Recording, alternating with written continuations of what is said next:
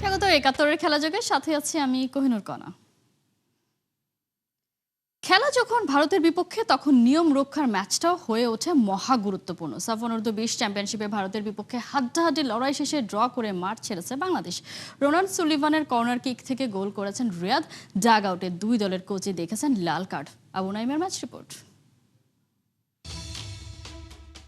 Ronald সুলিভানের corner kick আর রিয়াদের ক্লিয়ার, ভারতের জালে বাংলাদেশের সলিড গোল। উল্লাস যেন সুলিভান ধরে রাখতে পারলেন না, ছুটে গেলেন গ্যালারির দিকে, আর তার সাথে যোগ দিলেন মালদ্বীপের দর্শকেরাও। সাফে বাংলাদেশের কামব্যাকটা হলো দেখার মতো।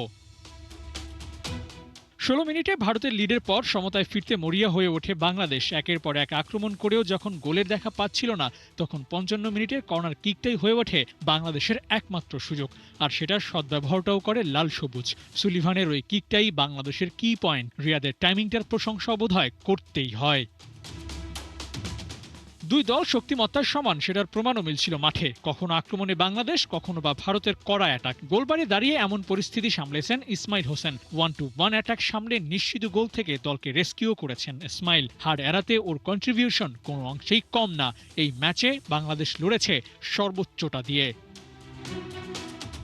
ভারতের বিপক্ষে ম্যাচ, আর সেখানে বাড়তি উত্তেজনা থাকবে না তা কি করে হয়। দুই দলের কোচ ডাগ আউটে জড়িয়ে পড়েন বাকবিতণ্ডায়, দেখেন লাল কার্ডও। মাঠে তখন অবস্থা আরও চরম। সুযোগ পেলে কেউ কাউকে ছেড়ে কথা বলে না। নিয়ম রক্ষার ম্যাচ হলেও দুই দলের লড়াইটা অবশ্য ছিল যে কোনো নকআউট ম্যাচের মতো।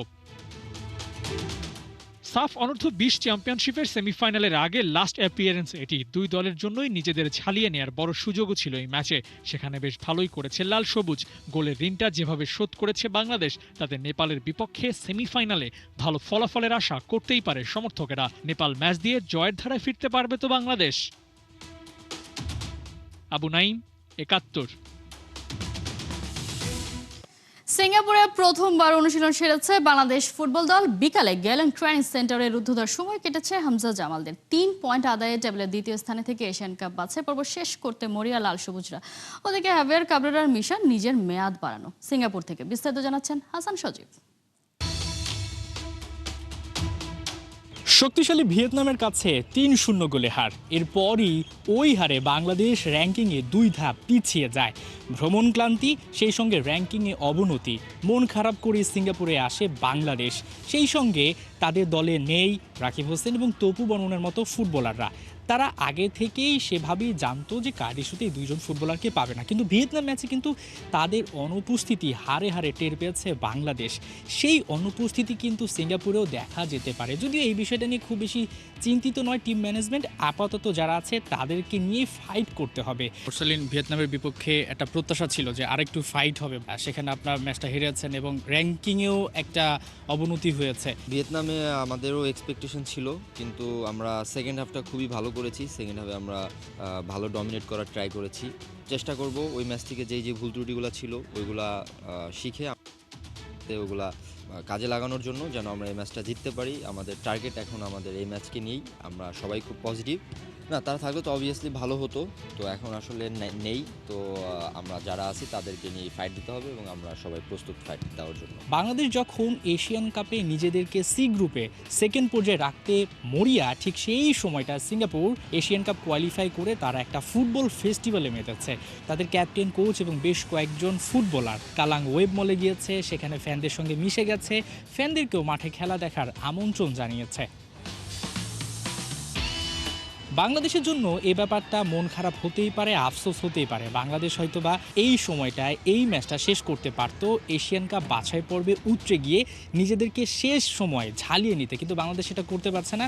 বাংলাদেশের মধ্যে দারুণ একটা চাপ তৈরি হয়েছে, খুবই স্বাভাবিক। সিঙ্গাপুরে বাংলাদেশের প্রাপ্তিটা কি হবে? বাংলাদেশের প্রাপ্তি তখনই হবে যখন বাংলাদেশ এই ম্যাচটা জিততে পারবে, 3 পয়েন্ট আদায় করে নিতে পারবে। তাতে যেটা হবে, যেহেতু সিঙ্গাপুর এশিয়ান কাপের মূল পর্বে খেলবে, অন্যান্য দেশগুলো বাংলাদেশকে তখন সমীহ করতে শুরু করবে। এশিয়ায় রাজত্বটা বাংলাদেশে শুরু হবে। বাংলাদেশ এই ম্যাচটা জিততে চাইবে, টেবিলের দ্বিতীয়তে যাতে থাকতে পারে, একটা সম্মানের সঙ্গে এশিয়ান কাপটা শেষ করতে পারে। তবে চিন্তাটা একটু বেশি হাভিয়ার কাবরেরার। তাকে প্রশ্ন করা হয়েছিল এই ম্যাচ নিয়ে আপনার গোলটা কি, তিনি একটাই উত্তর বলেছেন, তিনি জয় চান। Always the main target is winning, and we if we are at our best and we reduce small details, especially in the set pieces, that we have some issues, as you could see in the first game. It's going to be a very tight game, and we can make it. We can get the 3 points, definitely. আসলে জয়টা তিনি এজন্যই চান কারণ তারও do R die match হতে যাচ্ছে Singapore match. এই ম্যাচটা যদি তিনি জেতাতে পারেন তাহলে হয়তোবা বাফুফেকে বোঝাতে পারবেন অন্তত যে আমরা দ্বিতীয় অবস্থানে থেকে এশিয়ান কাপ বাছাই পর্বটা শেষ করেছি, সামনে যে সাফ চ্যাম্পিয়নশিপটা রয়েছে সেই সাফে হয়তোবা কোচ থেকে যাওয়ার জন্য এই পরিসংখ্যানটা দাঁড় করাবেন। কিন্তু সেই পরিসংখ্যান কি শুনবে বাফুফে এবং সেটা কি আদৌ যৌক্তিক হবে? হাসান সজীব, ৭১, সিঙ্গাপুর। শুধু নাটক নয়, মিথ্যাচারও করছে ঢাকা ক্যাপিটালস। প্রয়াত কোচ জাকি সহ তাসকিন সাইফুদ্দিনদের বকেয়া টাকা নিয়ে গড়িমসি বিপিএলের দলটা। তবে এবার আর ছাড় নয়, সোচ্চার বিসিবি। বিপিএল গভর্নিং কাউন্সিলের সদস্য সচিব ইফতেখার রহমান মিঠুর কড়া হুঁশিয়ারি, 2-1 দিনের মধ্যে খেলোয়াড়দের পেমেন্ট না দিলে অ্যাকশনে যাবে বিসিবি। সাইফুল রূপকের রিপোর্ট। তাহলে ওদের পিছে আমরা যে এত কোটি কোটি টাকা খরচ করতেছি, আমরা কি ওদের কাছ থেকে ওই টাকা ফেরত চাচ্ছি নাকি? ফেরত দাও। বিপিএল চলাকালীন ক্রিকেটারদের নিয়ে বিসিবি পরিচালক এম নাজমুলের বেফাঁস মন্তব্য, ক্ষোভে ফেটে পড়েন ক্রিকেটাররা। একদিন বন্ধও ছিল খেলা, যদিও ওই ঘটনায় সরি পর্যন্ত বলার প্রয়োজন মনে করেননি আলোচিত সমালোচিত এম নাজমুল। অনেকেই মজা করে বিপিএলকে বলে বাংলাদেশ প্রবলেম লিগ। সত্যিই তো, এই টুর্নামেন্টে সমস্যার শেষ নাই। ফাইনাল হয়েছে গেল 23 জানুয়ারি। 2 মাস পেরিয়ে গেলেও এখনও নাকি চুক্তির অর্ধেক টাকাই পায়নি ঢাকা ক্যাপিটালসের খেলোয়াড়রা। এমন অপেশাদারিত্বের কারণেই কি বিপিএল এর মান পড়তে পড়তে তলানিতে? টুর্নামেন্টের সদস্য সচিব ইফতেখার মিঠু কতটা লজ্জিত? এখনও তাদের হিউজ পরিমাণ টাকা বাকি, মোর দেন 3 crore টাকা, হ্যাঁ, according to the players. So এখন আমাদের তো একটা, আজকে 60 দিন হয়ে গেছে, এটা ধৈর্যর একটা লিমিট আছে। সো আমরা অ্যাকচুয়ালি এই উইকেই আমরা একটা অ্যাকশানে চলবে। আমাদের কাছে ওনাদের 5 কোটি টাকার ব্যাংক গ্যারেন্টি আর 5 কোটি টাকার চেক আছে। সো সুতরাং ওনারা যদি এর মধ্যে আজকালকের মধ্যে টাকা না দেয় তাহলে তো আমাদের অন্য পন্থায় যেতেই হবে। ক্রিকেট আঙ্গনে এমনও শোনা যাচ্ছে, বকেয়া টাকা না দিয়ে উল্টো মিথ্যাচার নাকি করছে ঢাকা ক্যাপিটালস ম্যানেজমেন্ট। ক্রিকেটারদের মুখ বন্ধ রাখার কিংবা মিথ্যা বলার জন্য প্রলোভন দেখাচ্ছে, চাপও নাকি দিচ্ছে ওরা। এসব কি বিপিএল কর্তৃপক্ষের কানে গেছে? প্লেয়াররা একটা কথা বলতেছে, উনি এক কথা বলতেছে। সো আমি ওনাকে একটা মেসেজও দিয়েছি যে ঠিক আছে, আপনার প্লেয়ারদের সামনে আসেন, আমরা মিটিগেট করি। উনি বললে তো হলো না, আমাদের রিকনসাইল করতে হবে বিটুইন প্লেয়ার অ্যান্ড আপনার ফ্র্যাঞ্চাইজি। আমরা প্লেয়ারদের কথাই শুনবো। বিপিএল শেষ হইয়াও হইল না শেষ, ডিপিএল শুরুর খবরই নাই। বিসিবি নির্বাচনে কারচুপির অভিযোগ তুলে ঢাকার অধিকাংশ ক্লাব বেঁকে বসায় বড় ক্ষতিটা হচ্ছে ক্রিকেটারদের। আমার রিকোয়েস্ট যে ক্লাবগুলি আছে তাদের কাছেও যে এটা প্লেয়ারদের আপনার এটাই আর্নিং। সুতরাং এই প্রিমিয়ার লিগ প্লেয়ার বলেন, এদের উচিত যে প্রিমিয়ার লিগটা হয়ে যাওয়া উচিত। বিপিএল ডিপিএল ইস্যুতে স্থবির দেশের ক্রিকেট। খেলোয়াড়রা যাবে কার কাছে? সভাপতি বুলবুল অস্ট্রেলিয়ায়, মাস দেড়েক ধরে খবরই নাই। সাইফুল রূপক, ৭১। অস্ট্রেলিয়ার সিডনিতে প্রথমবার প্রবাসী বাংলাদেশিদের নিয়ে শুরু হতে যাচ্ছে বাংলা 100 লিগ। অন্যান্য ফ্র্যাঞ্চাইজি ক্রিকেটের মতো আয়োজন করা হয়েছে নিলাম অনুষ্ঠান। সিডনির ল্যাকম্বে লাইব্রেরি হলে আয়োজিত এই নিলামে 161 জন ক্রিকেটার অংশ নেন, যার মাঝে 6টি দলে জায়গা পেয়েছেন 80 জন ক্রিকেটার। খেলোয়াড়দের দাম 4,000 থেকে শুরু করে সর্বোচ্চ 25,000 টাকা পর্যন্ত। এই টুর্নামেন্টের ব্র্যান্ড অ্যাম্বাসেডর হিসেবে আছেন ইমরুল কায়েস। দর্শকদের চাহিদার কথা মাথায় রেখে 100 বলের ফরম্যাটে খেলা হবে এই টুর্নামেন্ট। আগামী 19 এপ্রিল থেকে সিডনির ক্যাম্বেল টাউনে পর্দা উঠবে এই আসরে। প্রতিদিন সকাল থেকে বিকাল পর্যন্ত 3টা করে ম্যাচ হবে। এই টুর্নামেন্টে খেলা দেখার পাশাপাশি দর্শকদের জন্য থাকছে আকর্ষণীয় পুরস্কারের ব্যবস্থা।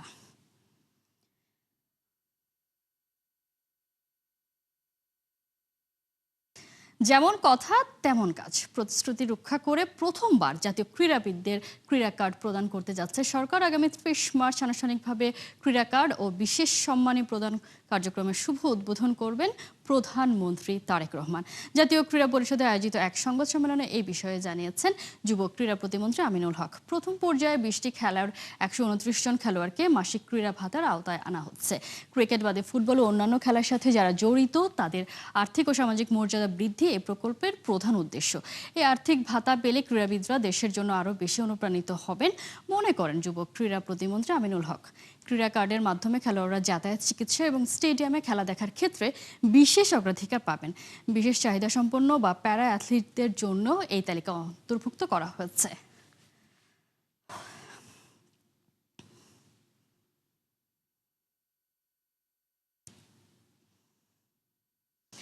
এ যাত্রায় আর পারলেন না, মৃত্যুর কাছে হার মেনে গেলেন দিলারা হাফিজ। সঙ্গী হারা হলেন সাবেক ফুটবলার ও ত্রয়োদশ জাতীয় সংসদের স্পিকার অবসরপ্রাপ্ত মেজর হাফিজ উদ্দিন আহমেদ। দুপুরে সিঙ্গাপুর জেনারেল হাসপাতালে চিকিৎসাধীন অবস্থায় মারা যান তিনি। দীর্ঘদিন ধরে রাজধানীর সম্মিলিত সামরিক হাসপাতালে চিকিৎসাধীন ছিলেন দিলারা হাফিজ। ঈদ উল ফিতরের দিন এয়ার অ্যাম্বুলেন্সে করে তাকে সিঙ্গাপুরে নেওয়া হয়। মৃত্যুর সময় দিলারা হাফিজের বয়স হয়েছিল ৭৮ বছর।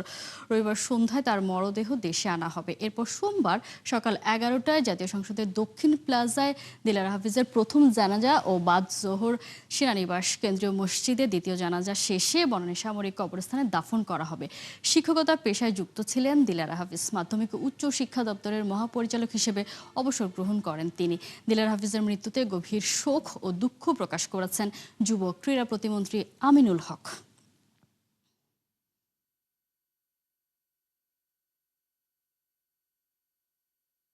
দুশ্চিন্তায় বার্সেলোনা কোচ হান্সি ফ্লিক। ফ্রান্সের বিপক্ষে প্রীতি ম্যাচে রাফিনা ইনজুরিতে পড়ার পর এখন লামিন ইয়ামালকে নিয়ে ভাবছেন বার্সা বস। হ্যামস্ট্রিং ইনজুরির কারণে 5 সপ্তাহের জন্য মাঠের বাইরে চলে গেছেন রাফিনিয়া। তাই এবার ইয়ামালকে নিয়ে যত চিন্তা কাতালানদের। স্প্যানিশ ফুটবল ফেডারেশনের কাছে বার্সার দাবি ইয়ামালকে যেন খেলানো না হয়, আর খেলানো হলেও যাতে 45 মিনিটের বেশি না হয়।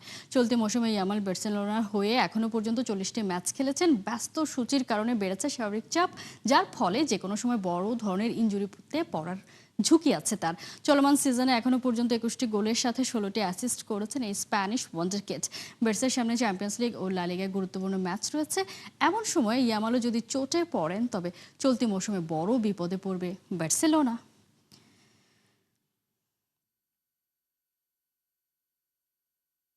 শুরুতে বেঞ্চে লিওনেল মেসি, কিন্তু মাঠে আর্জেন্টিনা ছিল পুরোপুরি গতি, গ্রিপ আর গর্জনের অন্য নাম। তবে র্যাঙ্কিংয়ে 115তে থাকা মরিতানিয়াও কম যায়নি।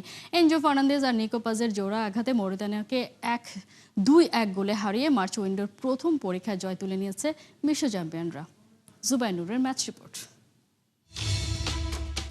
মেসি বেঞ্চে, তবু গ্যালারির বুক কাঁপছে নীল সাদা ঢেউয়ে, কারণ আর্জেন্টিনার জার্সি গায়ে নামলেই এই দল ঝড় তুলতে জানে। শুরুর বাসি থেকেই বল যেন আর্জেন্টিনার পায়ের সাথেই চুক্তিবদ্ধ। Thiago Almada, Julian Alvarez, Nico Gonzalez একটার পর একটা তরঙ্গ তুলছিলেন আক্রমণে। মৌরিতানিয়া নেমেছিল নিচু ব্লক সাজিয়ে, কিন্তু ঢেউ যখন বারবার তীরে লাগে, বাদ তো এক সময় ভাঙবেই। সেই ভাঙন আসে 17 মিনিটে। ফ্রিকিক থেকে ডান প্রান্তে বল, মোলিনিয়ার নিখুঁত ক্রস, আর সেখানেই দৌড়ে এসে এনজো ফার্নান্দেসের প্রথম ছোঁয়াতেই জাল কাঁপানো ফিনিশ। যেন আকাশি নীল রঙে আঁকা ছবিতে শেষ তুলির টান। 1-0 লিডে দ্য আলবিসেলেস্তে। মৌরিতানিয়া অবশ্য শুধু দর্শক হয়ে থাকেনি। ইব্রাহিমা কেইতার শট পোস্টের পাশ ঘেঁষে বেরিয়ে যায়। কেইতার কাউন্টারও আভাস দেয় বিপদের, কিন্তু মাঝমাঠের স্টিয়ারিং তখন আর্জেন্টিনার হাতে। এনজো ম্যাকালিস্টার আর নিকো পাজ মিলে ম্যাচের তাপমাত্রা নিয়ন্ত্রণ করছিলেন নিজেদের ছন্দে। 31 মিনিটে আসে সেই রূপকথার গোল। বক্সের বাইরে ফাউল, সামনে বল, আর পেছনে হাজার চোখে প্রশ্ন, ফ্রিকিকটা কে নেবে? শেষ পর্যন্ত দায়িত্ব যায় নিকো পাসের কাঁধে। 1 টেক 1 শট, আর আর্জেন্টিনার জার্সিতে তরুণ পাস লিখে ফেললেন নিজের প্রথম স্বাক্ষর। 2-0 লিড নিয়েই বাজে বিরতির বাঁশি। বিরতির পর মঞ্চের আলো গিয়ে পড়ে এক নামের ওপর, আর সেটা লিওনেল মেসি। দ্বিতীয়ার্ধের শুরুতেই মাঠে নামেন তিনি, সঙ্গে দেপল আর মাস্তান্তুয়ানো। মুহূর্তেই বদলে যায় গ্যালারির তাপমাত্রা। 50 মিনিটে শট নেয়ার আগেই ট্যাকেল থামানো, 55 মিনিটে দেপলের সঙ্গে বোঝাপড়ায় নেয়া বাঁকানো শট ডিফ্লেক্ট হয়ে কর্নার। গোল না হলেও মেসি নামার পর ম্যাচে যেন নতুন বিদ্যুৎ পায় আর্জেন্টিনা। তবে শেষ ভাগে মৌরিতানিয়াও তোলে কয়েকটি দাতালো আক্রমণ, আর সেই কামড় গিয়ে পড়ে 94 মিনিটে। জর্ডান লেফোর্টের গোলে আর্জেন্টিনার জয়টা আসে 2-1 গোলে। সব মিলিয়ে বোঝা গেল বিশ্ব চ্যাম্পিয়নদেরও জেগে থাকতে হয়েছে, কিন্তু ফলের গল্প বদলায়নি। আর্জেন্টিনা জিতেছে, নিয়ন্ত্রণ জিতেছে, স্টাইল জিতেছে। আর বোম্বোনেরার রাত বলছে একটাই কথা, মেসি থাকুক বেঞ্চে বা মাঠে, আর্জেন্টিনার স্পন্দন থামে না। জুবাইর নূর, 71। স্কোয়াডে না থাকলেও মেক্সিকোতে থাকছেন ক্রিস্টিয়ানো রোনালদো। CR7কে ট্রিবিউট জানাতে অভিনব পরিকল্পনা করেছে মেক্সিকান সমর্থকরা। পর্তুগাল মেক্সিকো ম্যাচটা রবিবার সকাল 7টায়। এদিকে ইনজুরি থেকে সেরে উঠেছেন পর্তুগিজ সুপারস্টার, নিজেই জানিয়েছেন সেই খবরটা। ক্রিস্টিয়ানো রোনালদোর আপডেট থাকছে রিপোর্টে। ম্যাচের বয়স যখন ঠিক 7 মিনিট, পূর্বাভাস অনুযায়ী তখনই থমকে দাঁড়াবে সময়। একটাই নামে কেঁপে উঠবে আইকনিক অ্যাজটেকা স্টেডিয়াম। চারিদিকে মম করবে তারই সুবাসে। ক্রিশ্চিয়ানো রোনালদো খেলছেন না এই ম্যাচটা, তবুও তিনি ঠিক থাকছেন মেক্সিকান ফ্যানদের শ্রদ্ধায়, ভালোবাসায়। বিশ্বকাপের বেল বেজে উঠেছে, দলগুলো প্রস্তুতি নিচ্ছে, খেলছে প্রীতি ম্যাচ। বাদ যাচ্ছে না পর্তুগালও। মার্চ উইন্ডোতে মেক্সিকো আর যুক্তরাষ্ট্রের বিপক্ষে অ্যাওয়ে ম্যাচ খেলে প্রস্তুতি সারবে রোনালদোর দেশটা। সেখানে বিপত্তি, এই দফায় মিলছে না ক্রিশ্চিয়ানো রোনালদোর সার্ভিস। এই খবরে মন খারাপ মেক্সিকোবাসীর। তবে বিশ্বসের এই ফুটবলারকে ট্রিবিউট জানাতে অভিনব উদ্যোগ নিয়েছে দেশটার ফ্যানরা। রোনালদোর প্রতি ভালোবাসা প্রকাশ করতে ম্যাচের 7 মিনিটে তার নাম ধরে চিৎকার করবে তারা। এই দেশটার সমর্থকরা যেন আরও একবার প্রমাণ দিতে চাইছে ফুটবলের একটাই মানে জীবন, এর কোনো সীমানা হয় না। 41 বছর বয়সী রোনালদো ভুগছেন হ্যামস্ট্রিং এর ইনজুরিতে। গেল 18 ফেব্রুয়ারি থেকে মাঠের বাইরে আছেন তিনি। পুনর্বাসনের জন্য গিয়েছিলেন স্পেনে, সেখান থেকে আবারও ফিরেছেন সৌদি আরব। আন্তর্জাতিক বিরতিতেই ফেরার কথা ছিল, তবে পুরোপুরি ফিট না হয় মেক্সিকো আর যুক্তরাষ্ট্রের বিপক্ষে তাকে রাখা হয়নি স্কোয়াডে। ক্যাডবেরের শেষ আর রেকর্ড 6 নম্বর বিশ্বকাপের সামনে দাঁড়িয়ে CR7। এমন সময়ে ইনজুরির হানা, সবখানে একটাই দুশ্চিন্তা, বিশ্বমঞ্চে মিলবে তো বিশ্বসেরার দেখা? ঠিক তখনই নিজেই জানিয়ে দিলেন ফিটনেস আপডেট। সোশ্যাল মিডিয়ায় অনুশীলনের ছবি পোস্ট করে দিয়েছেন সুখবর, ফিরছেন খুব শিগগিরই। ছবিতেই পরিষ্কার স্কোরিং মুডে আল নাসর স্টার। সবকিছু ঠিকঠাক থাকলে সৌদি প্রো লিগে ফিরছেন রোনালদো 4 এপ্রিল আল নাজমার বিপক্ষে ম্যাচ দিয়ে। সাময়িক বিরতি কাটিয়ে আবারও 1000 গোলের ঐতিহাসিক মাইল ফলকের দিকেই ছুটবেন CR7। দরকার কেবল 35 গোল। কোহিনুর কণা, 71। এই ছিল এখনকার খেলা যুগে। সরাসরি সংবাদ অনুষ্ঠান দেখতে চোখ রাখুন 71 ফেসবুক পেজে আর সাবস্ক্রাইব করুন 71 ইউটিউব চ্যানেল। 71 সাথেই থাকুন।